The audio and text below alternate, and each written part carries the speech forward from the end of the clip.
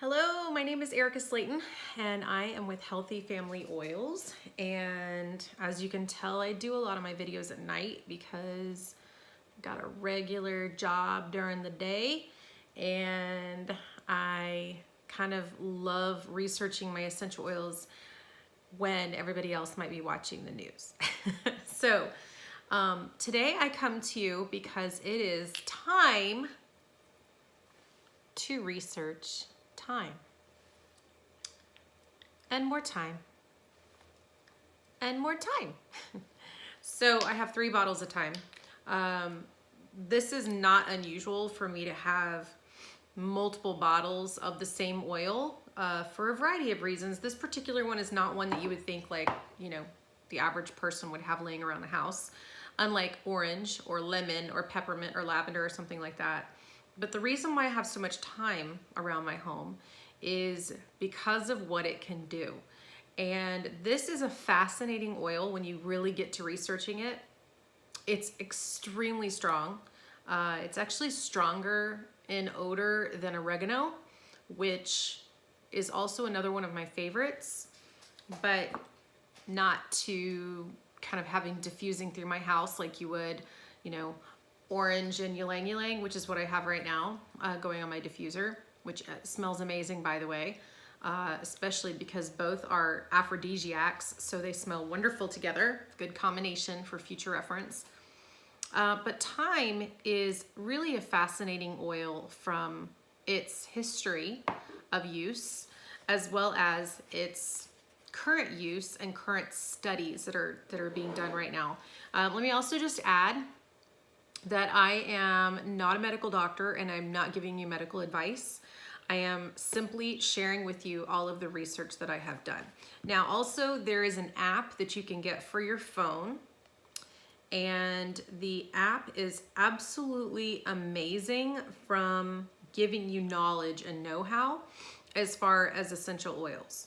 So I want and highly encourage you to get the reference guide for essential oils so that you can do your own research. This really helps you kind of target your research, and it makes it really fast. Honestly, I've done a video on this particular topic of researching, and it shows you the botanical family of thyme, how it's obtained, that it can come from Utah, Idaho, and France. The chemical constituents, which are phenols, which are pretty considerable, though almost 60% of them. Thymol, which is 55%, or thymol, depending on how you want to pronounce it. Carvacrol, which is about 10%, and it is a monoterpene, if you happen to like that fancy terminology. It gives you the properties, the common primary uses of thyme, historically, which is pretty fascinating. I'm going to go through that with you as well. The French medicinal uses, other possible uses, body systems that are affected, and your aromatic influence. And then it gives you some usage instructions, like if you're going to take it orally, if you're going to, diffuse it, how it blends well with other things. And then, of course, the odor is extremely intense, herbaceous, medicinal, middle note type of oil. So really great information you can get on this app. I highly encourage you to get this one or the EO bar from Jenna Sutherland, which I love her as well. But anyway, so thyme actually comes from the Greek word thumos, and it means smell, which obviously if you smell thyme, you know why they named it thumos, or from where it originates from, because it is so incredibly strong. Seriously, like, this is not something that I would be throwing on as a perfume, which I do with my other oils like Valor and Stress Away. But in Egyptian text in 1550 BC, thyme was actually noted to healing properties, for the healing properties of the oil itself, and was used in embalming and mummification as well. There's lots of literature about that particular history of it.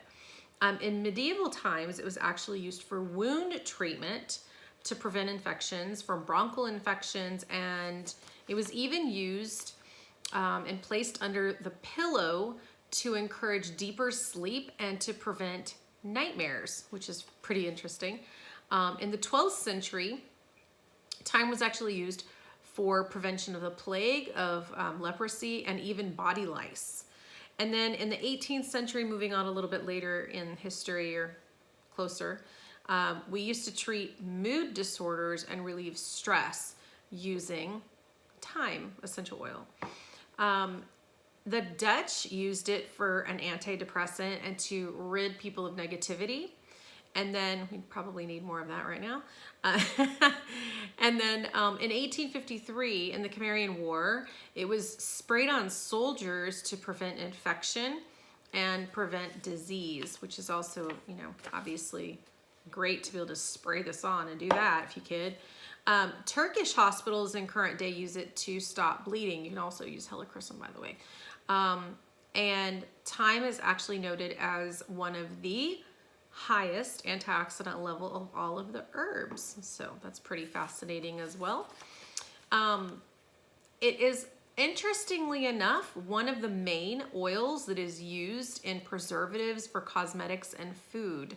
So if you ever, you know, smell something and you're like, it smells a little bit like thyme in there, it's probably because it has it in there with food and makeup preservatives because of what it's, you know, what it's good for.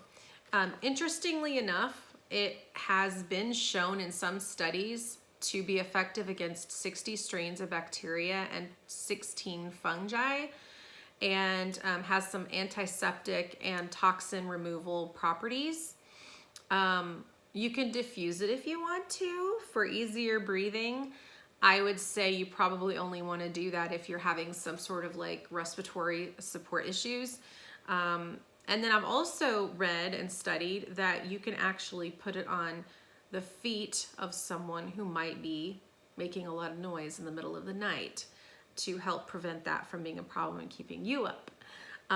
Also, if you're really tired, you can rub it on the back of your neck. I know that obviously it's one of those smells that you may not want to do that, but if you're really tired, it would be something to help wake you up. Also can help with some intestinal bugs. And improve digestion, and even have some weight management properties to it as well. Even some potential like, you know, bloating issues that are going on down there could also be helped. Also been noted in some studies to enhance memory, which is really fascinating. Something is triggering in the brain and the cognitive function of the brain to help with that, and even an emotional balance, as I mentioned earlier, and that's due to the carvacrol that's in it. It's noted to be a very powerful emotional cleanser. What's really cool about thyme, not this particular bottle because it's not the Vitality line. The Vitality line looks like this, but it's thyme instead of peppermint. But with the Vitality, with the white label, you can cook with it, of course. This past weekend, being Thanksgiving, you know, day and weekend, we were cooking a lot with the Vitality line of essential oils as well, and oregano and thyme were used. 1 drop equals, ready for this? 1 tablespoon of dried thyme. That's a lot of dried thyme. So if you're cooking with essential oils and you don't need a lot of thyme going on in your food, just use a toothpick, just dab it on the toothpick and then put that in your food. You don't need to get crazy with it. I've had that happen before at one of my functions, and one of my friends did some Vitality lemon in my yogurt, and I said just put a few drops, and she put 6, and whoo, it was lemony.